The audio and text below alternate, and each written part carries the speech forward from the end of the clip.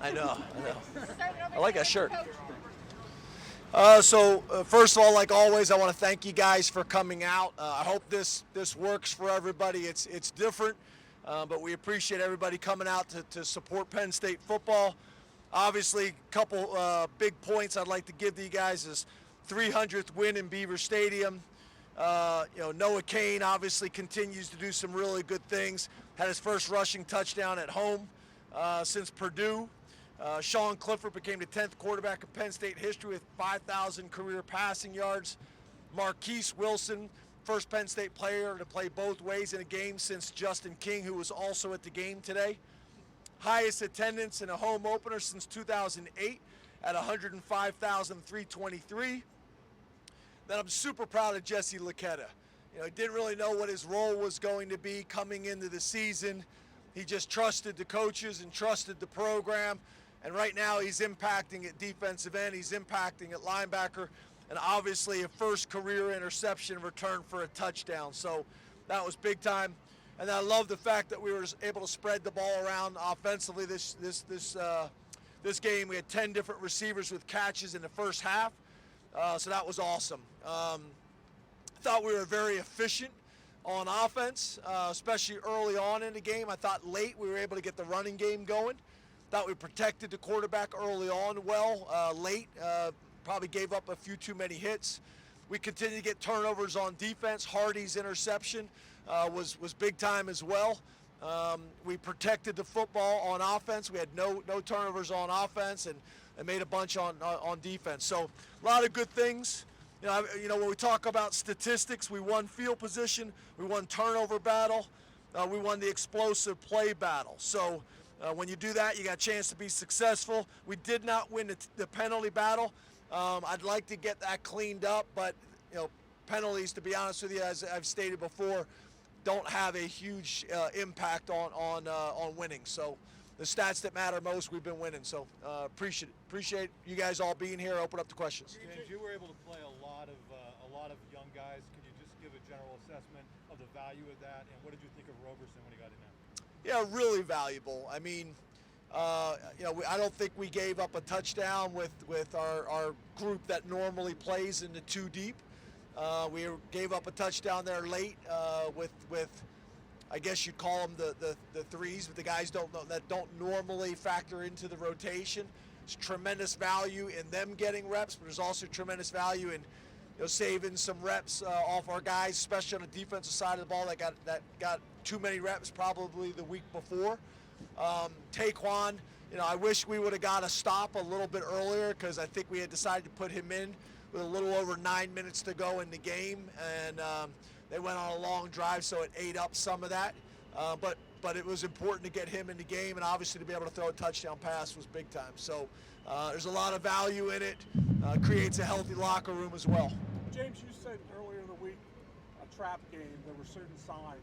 What did you see in the team the last few days that led you to believe that they weren't going to fall into that? They were going to believe? Yeah, I don't think I said it was a trap game. Somebody asked me if I believe in trap games. To your question specifically, I thought we practiced well. I think our standard of how we operate, no matter the competition in conference, out of conference, has been pretty good. That's a good football team. That's the MAC returning champs. I looked up on the scoreboard after the game. I saw some close games around the country, and specifically to some MAC teams, and that's probably the best team in the MAC with, I think, 21 returning starters and 16 super seniors. So give them a ton of respect. But we try to make sure we approach every opponent week in and week out like it's the most important opponent that we have on our schedule all year long. I hear that, and I know what you mean, but do you believe in load management now that the game's over? Did you get what you wanted to get out of this game? Because you got Auburn next week, you got Wisconsin last week. It's tough. Did you get a little bit of rest for guys that needed it? Did you get work for guys you thought? Is load management a basketball term or a football term? A baseball term. I had never heard it until a couple years ago. But to your point, yeah, I'm going to be interested to see what the rep count was. specifically on the defensive side of the ball, our rep count was way too high last week, at Wisconsin. So to be able to play well today, get some of those guys, off the field and out of the game early, so that we can be as fresh as possible come Sunday and practice well. But that wasn't going to come at the expense of winning today and playing well today. But yeah, I thought if I had to say before the game that it would play out that way, I would have been happy with the way it played out. James, what was the effect of going under center for a number of? It's hard with the mask, which I want you to wear. Keep the mask on. I'm not telling you to take it off. I'm saying it's hard with the mask. So you guys start talking. I'm trying to figure out who it's talking, but I can't see the mouth moving. Sorry. What did the effect of going under center? How did that help you? Are we pleased with it? Going under center. I heard you. It was awesome. I don't know if you guys saw when we did it. The clouds parted and the sun shines like, oh, and the whole stadium was so happy. We've won a lot of football games from the shotgun. We'll win a lot of football games under center from the shotgun in the future. I thought when we ran the quarterback sneak from under center, I thought the stadium would erupt, but everybody's moved on. Everybody's moved on, except for you.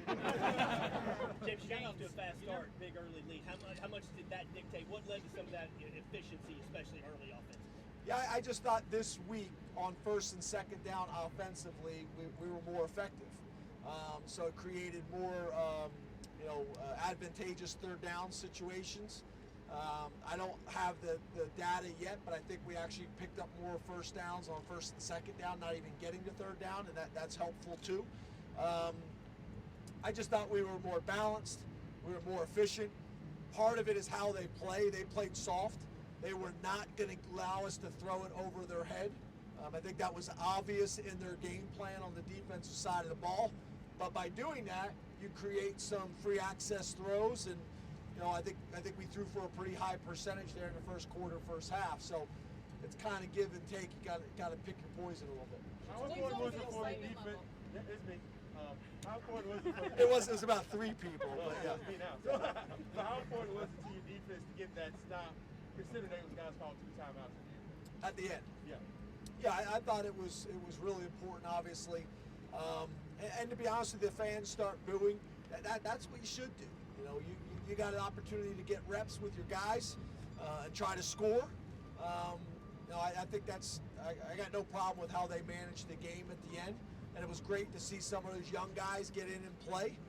I thought Jamari Budden made a really nice play on the perimeter, fighting through a block and making a tackle on a perimeter bubble screen. And there was other flashes like that as well. There's a bunch of things that we got to get cleaned up. That's what I talked to those guys about in the locker room. We got to be smart tonight, go out and enjoy this win. And then we got to get in there tomorrow. The good thing, I still think there's a lot of improvement that can be made and should be made, and we're gonna have to do that. James, you don't take anything for granted, but what was it like to have 105,000 people supporting you today? Yeah, it was awesome. I mean, in some ways it was emotional, to be honest with you. Thursday night, you start seeing the RVs coming into town, which was cool. Friday, you felt the electricity in town. Saturday, driving the blue buses from the hotel over to the stadium, and the welcome that we got was unbelievable. It was unbelievable. And then I thought the environment was great in here. Like I said, I think it's the best opening home game attendance that we've had since 2008, and I'm very appreciative of that. I know the community's appreciative of it as well. I thought it had an impact on the game today. We're going to need that moving forward. We got obviously a huge game next week, and we're going to need this place like rocking. And I know sometimes it's hard to tell in terms of attendance, but all the season ticket holders, if you're not using your tickets, and we have 70,000 of them, make sure that someone is sitting in your seats, because we need this place rocking. That's going to be very, very important. But it was awesome. To walk through these gates. I didn't think my wife and family was going to be here, because their plan was to come an hour after kickoff and to leave an hour after to avoid the crowd. So it kind of caught me off guard to walk in here and see him in here. That was cool too. James, what do you think of the way Sean played today, especially with respect to his accuracy and then before he kind of showed before the handful guys? Yeah, I thought again the way we played offensively early on, and as we all know, a lot of it comes down to how well your quarterback plays. And I thought he was very confident. I thought he was very efficient. I thought he was very poised early on. I thought Mike, called a really good game that put Sean in advantageous situations as well. And then when Sean had an opportunity to make some plays, extend some plays, he did that as well. I don't think he gets enough credit for the type of athlete he is. And that one long run, I don't know how long it was, but he was running away from people. That I know, sitting in with our defensive staff, breaking film down, when the quarterback shows that on film, it gives you concern because it really takes away from some of the defensive calls and coverages that you can make. Coach, you had 2 players catch a pass today. What does this say for the diversity of your offense? Yeah, like I said early on in one of my bullet points, whenever you can spread the ball around to that many people, it creates a healthy locker room. It makes it difficult to defend, so they can't bracket a specific receiver.